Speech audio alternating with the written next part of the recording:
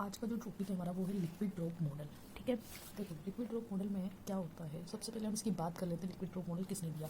तो liquid drop जो model था एक्चुअली में हमारे पास वो लिक्विड ड्रॉप मॉडल 1937 में नील्स बोहर ने दिया। ठीक है, लिक्विड ड्रॉप मॉडल होता क्या है, ठीक है, इसमें हम करते क्या है। तो एक्चुअली में लिक्विड ड्रॉप मॉडल में हम कंपेरिजन करते हैं न्यूक्लियस का, है ना, जो न्यूक्लियस है हमारे पास उसका, और एक ड्रॉप मॉडल का, यानी कि मतलब ड्रॉप का। ठीक है, लिक्विड ड्रॉप का। तो क्या होता है कि जो नील्स बोहर थे उन्होंने कुछ अजम्पशंस दिए।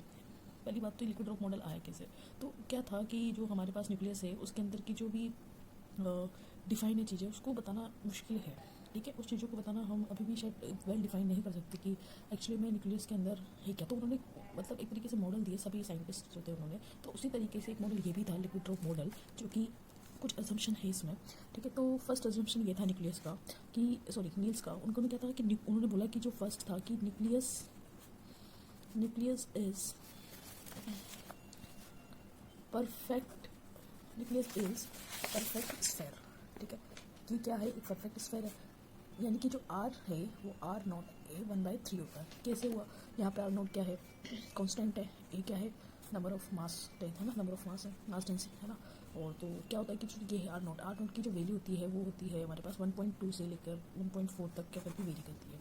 ठीक है, तो ये था। तो और दूसरी ये थी उन्होंने कि जो है सेकेंड न्यूक्लियस या न्यूक्लियर फोर्स इज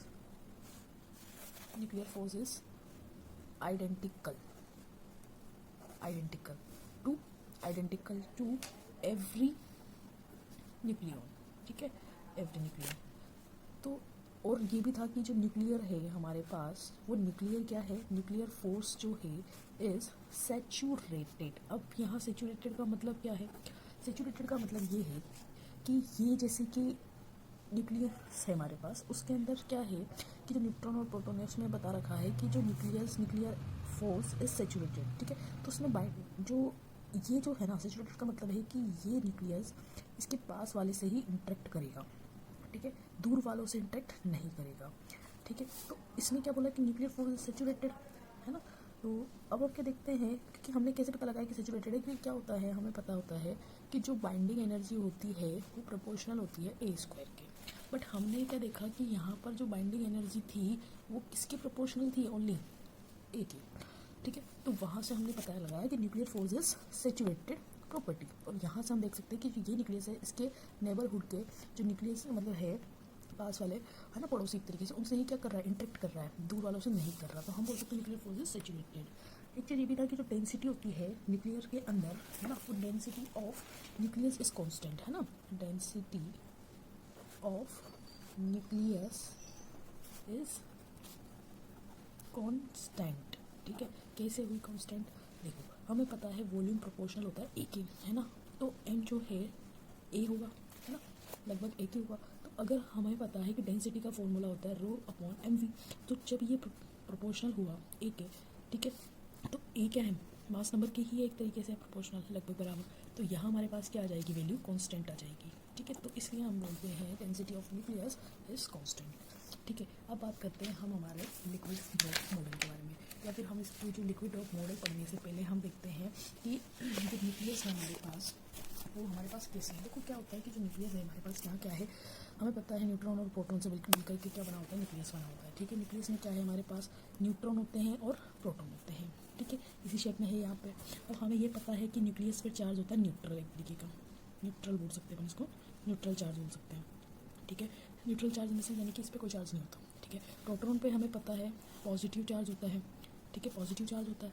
अब न्यूट्रॉन पर कोई चार्ज नहीं होता, प्रोटॉन पर पॉजिटिव चार्ज होता है। तो इसके बीच में हम बोल सकते हैं कि न्यूक्लियस है उसके बीच में इस तरीके से लगते होंगे, मतलब न्यूक्लियर जो फोर्स है इस तरीके से लगते हैं, वो इस तरीके से लगते हैं हमें सबको पता है। ठीक है, प्रोटॉन न्यूट्रॉन बोल सकते हैं। तो ये तरीके इस तरीके से हमारे पास फोर्स लगता है न्यूक्लियस के अंदर।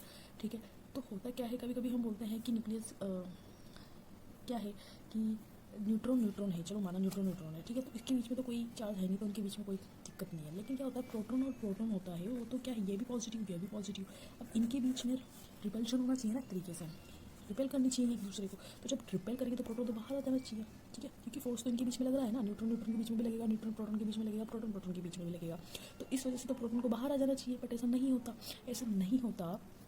तो यही प्रॉपर्टीज़ हम एक तरीके से क्या करेंगे, सिमिलर करेंगे। सिमिलर है मतलब तो सिमिलर देखेंगे किसके अंदर, लिक्विड ड्रॉप मॉडल के अंदर। और हम यहाँ इसलिए बोल सकते हैं कि रिपेल करेगा, बट ये ऐसा नहीं होता, रिपेल नहीं करता, क्योंकि क्या होता है इनके बीच में जो फोर्स लगते हैं वो फोर्स ऐसा होता है, न्यूक्लियस फोर्स, जो कि उन्हें इस नाभिक के अंदर बांधे रखता है, इनसे बाहर नहीं जाने देता। तो वही हमारे पास क्या हो जाता है, एक तरीके का न्यूक्लियस फोर्स हो जाता है। ठीक है, अब बात करते हैं हम न्यूक्लियस फोर्स हो जाता है। अब हम बात करते हैं ये फोर्स, तो देखो क्या है, one of the first model which describe the binding energy of nucleus in the nucleus. Weizsacker and Bethe gives a concept of binding energy which is based on liquid drop model. Binding energy के बारे में क्या होता है, concept दिया था विजेकर and बेथे ने, जो कि किस पर बेस्ड होती है, लिक्विड ड्रॉप मॉडल पर। ठीक है, according to this model nucleons behave like molecule of drop of liquid.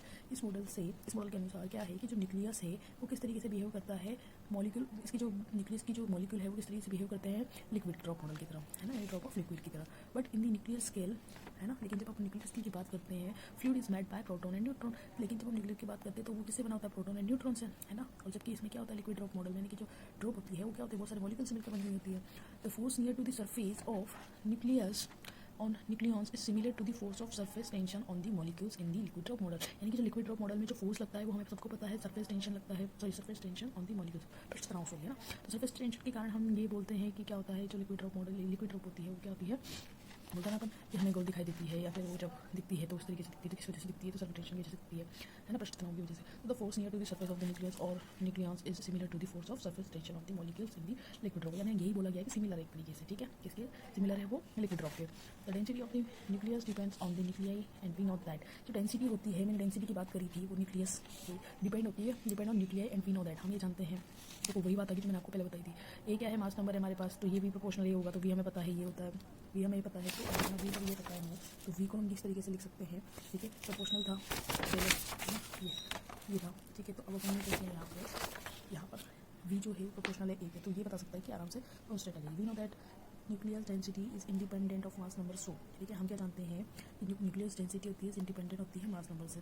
Row proportional हो सकता है एक है, so density is independent of volume of nucleus. We know that some particle like proton, neutron, alpha particle, neutron which are emitted from the nucleus, is nuclear reaction is similar to the emission of the molecules from the liquid by the vaporization process। जैसे vaporisation में नहीं होता क्या कि जो हम जब उसको लिक्विड जो होता है, जो लिक्विड मॉडल लिक्विड है, तो उसको मान लो गर्म करते हैं या फिर उसको, ठीक है, तो क्या होता है उसमें वेपराइजेशन होता है। तो उस वेपराइजेशन प्रोसेस में क्या होता है, बहुत सारे मॉलिक्यूल होते हैं, इमिट होता है एक तरीके से। तो इसी तरीके से यहाँ पर भी उसने बोला है कि particle like neutron, alpha particle, neutron and सारी इमिटेड। तो वो चीज़ क्या एक तरीके से सिमिलर है इसके लिक्विड ड्रॉप के। And the formation of short like component by the absorption and emission process in the nuclear reaction is similar to the process of condensation from the vaporization to the liquid state. क्या देखना है, हमने similarity देखनी है किसके अंदर, nucleus के अंदर, ठीक है, न्यूक्लियस एंड किसके अंदर, ड्रॉप के अंदर, लिक्विड ड्रॉप के अंदर। ठीक है, तो ये हमने सिमिलरिटी कुछ देखी है। वो सिमिलरिटी क्या है, एक तरीके से अजम्पशन ही है, तो वही हमारा क्या है, लिक्विड ड्रॉप मॉडल है। अब हम क्या देखते हैं, इसके अंदर एक लिमिटेशन ऑफ देख लेते हैं। तो limitation of liquid drop model क्या थी, इसके अंदर एक लिमिटेशन भी थी, तो मैं यहाँ लिख देती हूँ, limitations of liquid drop, limitation of liquid drop model. ठीक है, तो वो क्या थी limitation, the liquid drop model is not able to describe the excited of nuclei। ठीक है, यानी कि जो लिक्विड ड्रॉप मॉडल है कि एबल नहीं है डिस्क्राइब करने के लिए एक्साइटेड ऑफ न्यूक्लियाई। ठीक है, एक्साइटेड ऑफ न्यूक्लियाई, तो ये होता है हमारा लिक्विड ड्रॉप मॉडल और ये उसकी लिमिटेशन है ना। तो ये हमारा लिक्विड ड्रॉप मॉडल, ये इसमें हम ज़्यादा कुछ नहीं देखो, उसकी एक सिमिलरिटी, मतलब कुछ सिमिलरिटी हमें लिखनी हुई होती है, सिमिलरिटी लिखनी होती है। जैसे कि हम देख सकते हैं कि जो हमारा जो लिक्विड ड्रॉप मॉडल में हमारा जो न्यूक्लियस है वो भी क्या होता है, स्फीयर फॉर्म में होता है, और ड्रॉप भी हमारी किसी स्फीयर फॉर्म में होती है। तो इस तरीके से अगर हम ऐसे ही विजुलाइजेशन करें इसका, तो देख सकते हैं कि इसमें वैसे ही सिमिलरिटी है कुछ चीज़ों में। ठीक है, तो ये हमारा